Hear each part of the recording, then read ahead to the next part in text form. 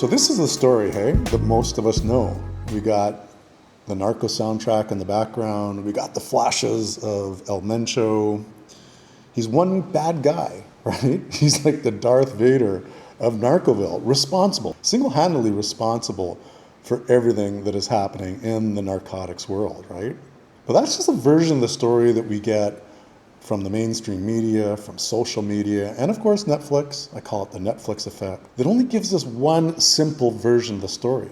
But in reality, the thing is much more complicated. I have this little documentary, and you're gonna wanna stick around. It's great. It's just a little bit over 3.5 minutes. And what I like about it is it really just kind of lays things out in a very easy and visual way that's gonna kind of allow us to understand what's really happening behind the scenes and what part Mexico has in all of this. So I'm gonna bring the video up, let's watch it together, and then at the end, we're gonna break it down.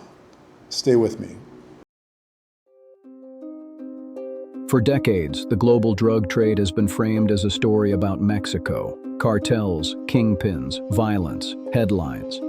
But that focus leaves out something important. The drug trade isn't a country, it's a market, a supply chain that crosses borders, economies, and entire societies. And to understand what happens in Mexico, you have to understand what happens on the other side.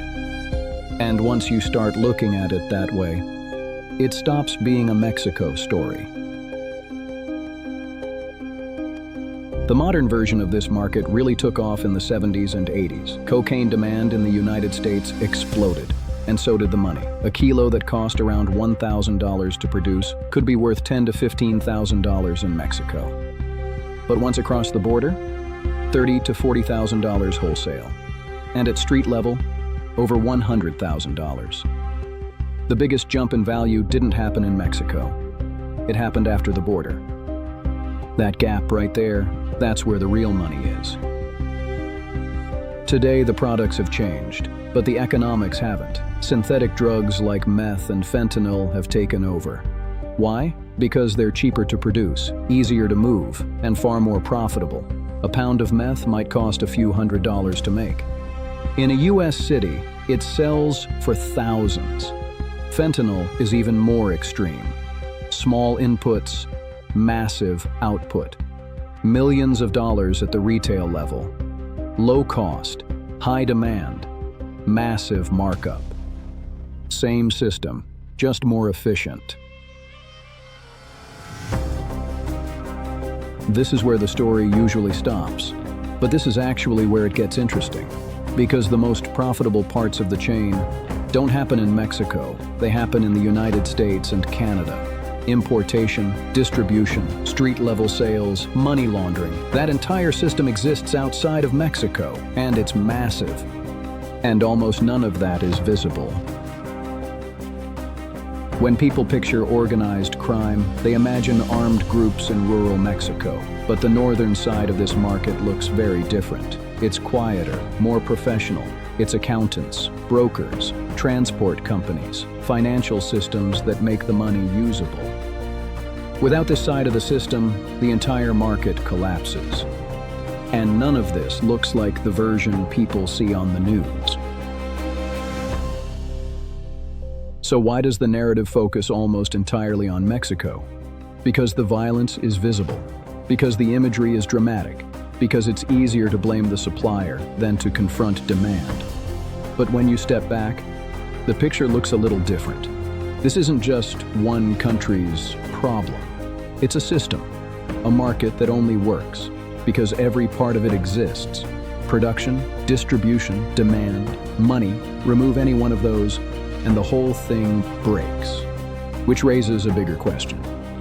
If most of the profit and most of the infrastructure sits outside of Mexico, why is that part of the story almost never talked about?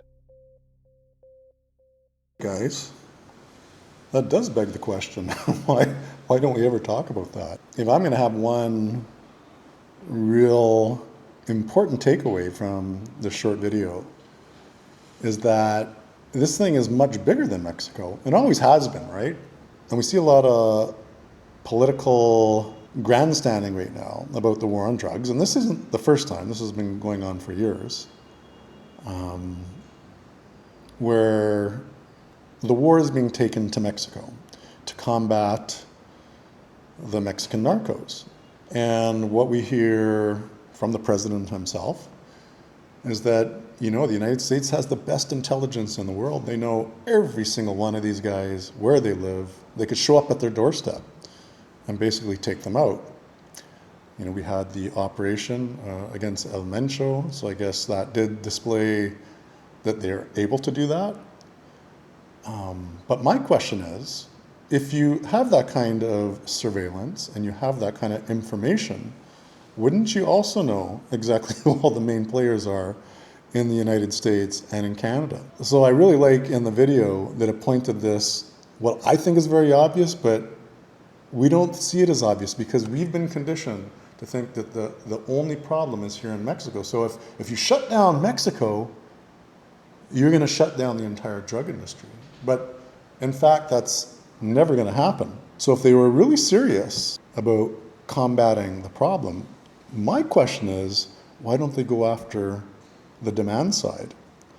So if they shut down the demand side, meaning all the importers and distributors in the United States, and surely they know who they all are, then that would just basically lead to a complete collapse of the Mexican cartels, because they would have absolutely no business, no customers. So my final question on that is why? Kind of like where this video ended at. Why are we not talking about the United States and Canada or other countries? Basically, the demand problem. Why? And that leads me to another question that video didn't address, but why are those governments not addressing the demand problem? So why aren't they cleaning up the problem in their own backyard? I'm very curious about what all of you think. I have some pretty heavy opinions on this whole thing, but I wanted to make this a fairly quick video. And for me to go into that, I just don't know if YouTube is the proper platform to explore that. But I still want to talk about it, and I'm still curious as to what each and every one of you think. So what's important for me right now is really, I want to hear from you. So comment below. First and foremost, what did you think about the quick little documentary? And what are some of your questions? Did you have an aha moment? Do you have a follow-up question? I'm really just curious to know all of your opinion.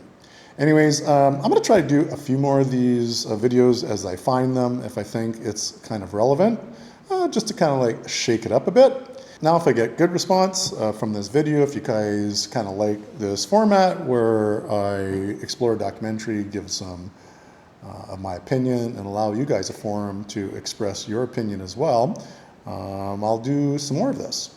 Well, on that note, guys, thanks for joining me for another video this weekend. Nos vemos. Hasta luego and adiós desde Bucerías aquí en Nayarit, Mexico. Tonight, with America's largest aircraft carrier now in the Caribbean, and after another deadly U.S. strike against an alleged drug boat. Would I launch strikes in Mexico to stop drugs? It's okay with me. It's where they make cocaine. Whatever we have to do to stop drugs, we know their address, we know their front door, we know everything about every one of them. And Colombia, too.